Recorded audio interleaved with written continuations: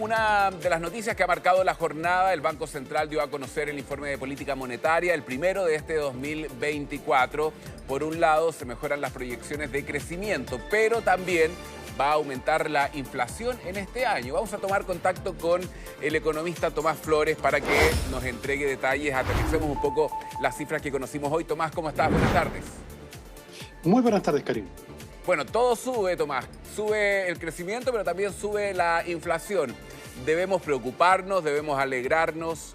Explíquenos un poco estas cifras que conocimos hoy. Sí, yo diría que al final de la lectura del informe y de la exposición que hicieron hoy día en el Congreso, en general, efectivamente, el resultado no es tan optimista. Porque tal como tú señalas, para este año la proyección de crecimiento se corrigió al alza. Te fijas, Chile crecería un poco más de lo que teníamos proyectado hace algunos meses atrás. Sin embargo, Karim, la proyección del próximo año se corrige a la baja. Te fijas, creceríamos menos de lo que teníamos pensado antes. Entonces, sumando y restando, no nos quedamos igual.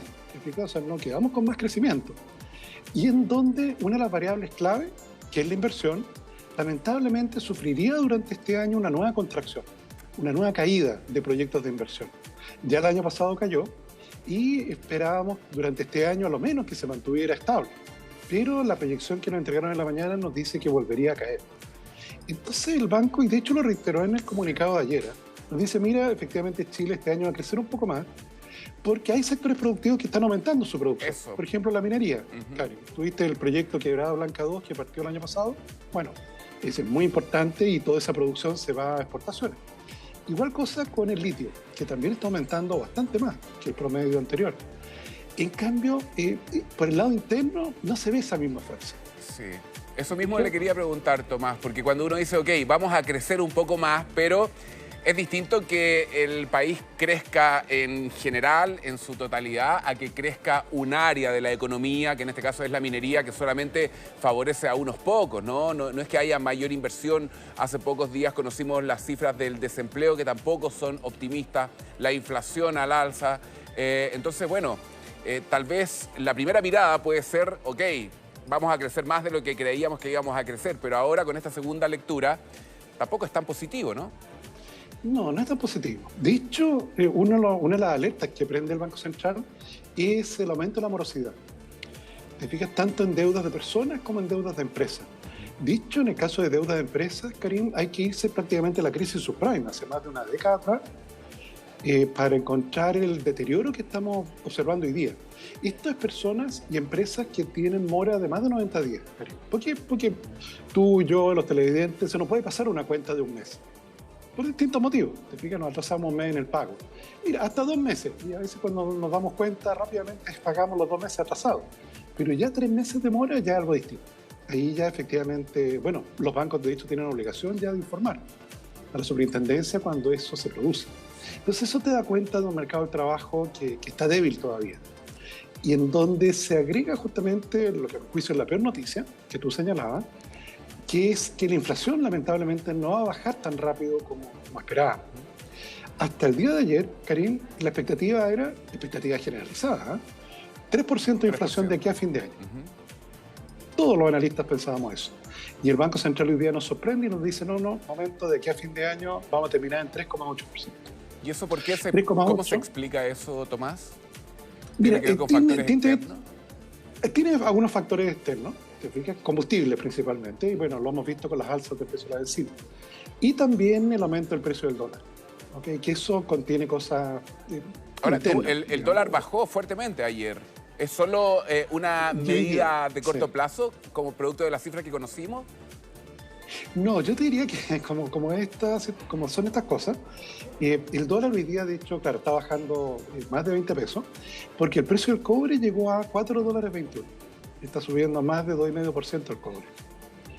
Y eso, bueno, es por un tema de China, que hay su reactivación de crecimiento económico. Pero bueno, eso nos ayuda, sin duda que el que baje el dólar nos ayuda en este combate inflacionario. Piensa tú, Karim, que el año pasado la inflación terminó en 3,4. Entonces el banco ahora nos dice, oye, disculpen, no solo la inflación va a ser mayor de lo proyectado, sino que va a ser más de lo que fue el año pasado.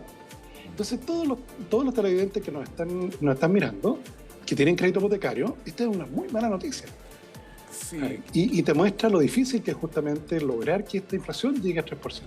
¿Qué hay que hacer para que eso ocurra y qué va a pasar con las tasas de interés, Tomás? Porque es una de lo que está afectando también la inversión, ¿no es cierto? El rubro inmobiliario, por ejemplo, completamente detenido, los créditos que están altísimos, nadie se está endeudando producto de lo mismo, está muy difícil conseguir un crédito, las tasas están muy altas todavía. ¿Qué podríamos esperar de las tasas de interés?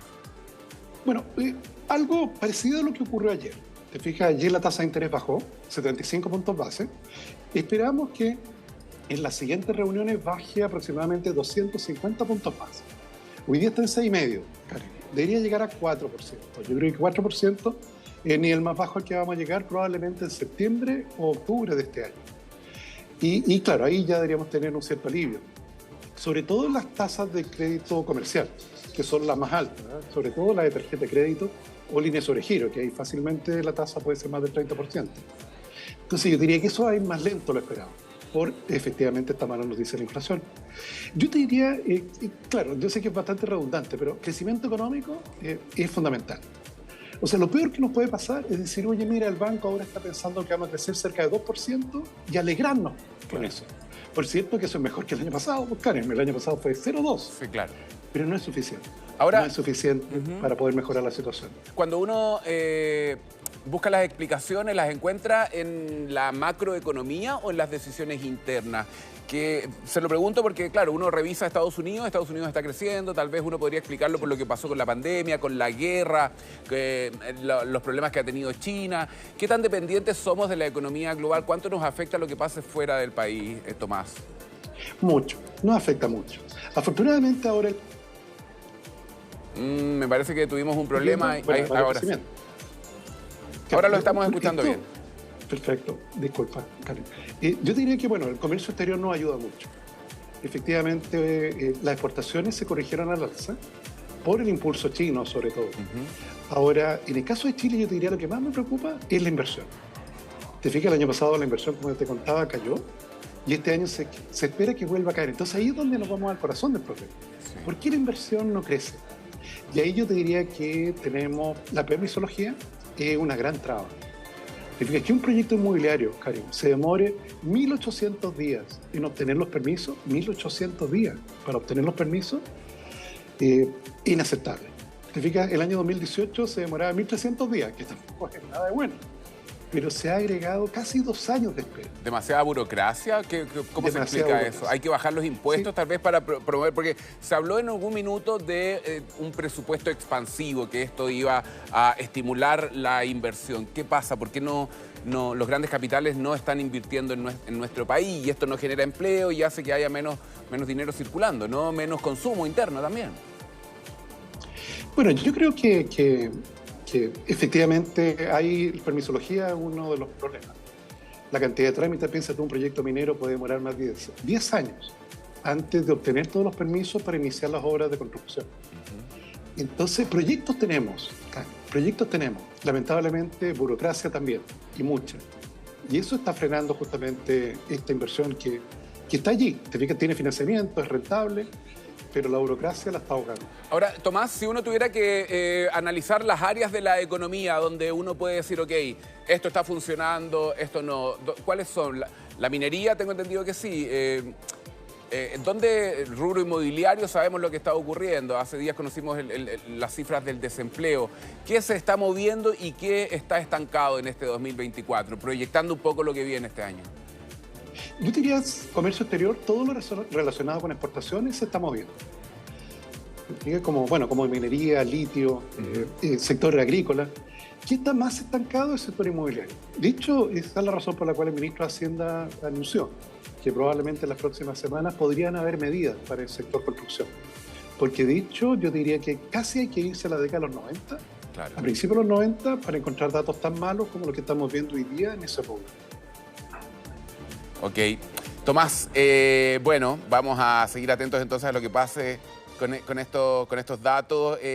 ¿Son importantes estas cifras para el ambiente, para generar un mejor clima o o no es tan relevante? ¿Qué cree usted respecto de la sensación, ¿no es cierto? Más allá de lo concreto. Son muy relevantes. Son muy relevantes, porque con estas cifras las empresas recalculan el presupuesto para este año.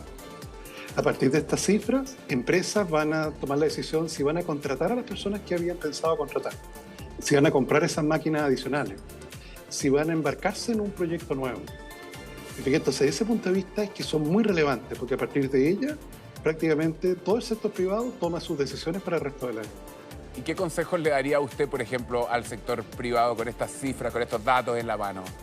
¿Invertir, no invertir, hacer esa inversión o no?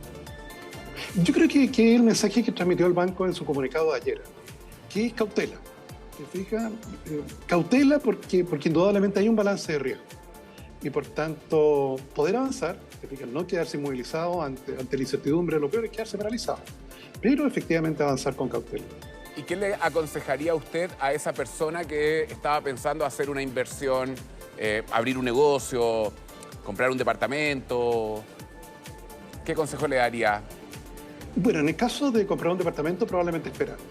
Sí, yo creo que en esa materia sí que hay que esperar un poco. Hoy día las tasas de interés están bastante altas y yo creo que efectivamente en los próximos meses uno puede conseguir mejores condiciones. Pero tal como tú señalas, hay otros rubros, por ejemplo, aceite de oliva. En el caso de aceite de oliva, las exportaciones de ese producto están creciendo 60% anual. Por tanto, ahí hay mucha inversión que se va a realizar. Entonces, sí, cada sector efectivamente tiene su característica. Sí, me parece que, bueno, escuchándolo uno puede hacerse un panorama global de lo que está ocurriendo en nuestro país. Todo lo que tenga que ver con exportaciones está funcionando bien. Sabemos que el dólar está alto, la minería, el litio, pero es el consumo interno tal vez el que no logra despegar, ¿no? A esto sumado las tasas de desempleo, que las empresas no están contratando gente, no están haciendo grandes inversiones. Entonces ese es el panorama que podríamos proyectar para este 2024, ¿no, Tomás? Sin duda, con todos los riesgos que esto tiene. O sea, tal como tú señalabas, somos una economía abierta al mundo, integrada a todos los socios comerciales y por tanto, en la medida que al mundo le vaya mejor, que es lo que creemos para este año, nos va a ir mejor a nosotros. El problema es que la fuerza interna, que antes era la más relevante, es la que hoy día está faltando. Tomás, hay una pregunta que se me quedaba, que tiene que ver con la volatilidad que hemos visto en los últimos días con el dólar. Usted lo explicaba de alguna manera que tiene que ver con el precio del cobre. ¿Vamos a tener un dólar así de volátil o vamos a tener un dólar que va a estar en torno a los 1.000 pesos como lo ha estado en el último tiempo? ¿Qué proyección se puede hacer al respecto? Yo creo que la proyección hoy día es de dólar a la baja. ¿Te fijas? O sea, en el caso del cobre, ese precio se está manteniendo al alza. Probablemente podríamos llegar a precios más altos todavía, justamente por una reactivación del sector manufacturero chino. Entonces, desde ese punto de vista, yo te diría que con toda la volatilidad que tiene, que probablemente hoy día el sesgo de la proyección es un dólar a la baja. ¿A la baja qué quiere decir? ¿950 pesos, 900 pesos? Sí, es difícil hacer esta proyección, es más fácil el IMASEC, pero desde ese punto de vista sí, yo estaría más cercano a ese rango, yo diría entre 930 y 950. Bien, Tomás Flores, economista, entonces aterrizando un poco las cifras que hemos conocido que entregó el Banco Central respecto del crecimiento económico, también de la inflación, que va a estar cercano a la meta del 3%, que no es un buen dato, no es para alegrarse más allá de que vamos a crecer más de lo que pensábamos en este año. Tomás, muchas gracias y que esté muy bien. Buenas tardes. Muchas gracias, que tenga muy buenas tardes. Chao.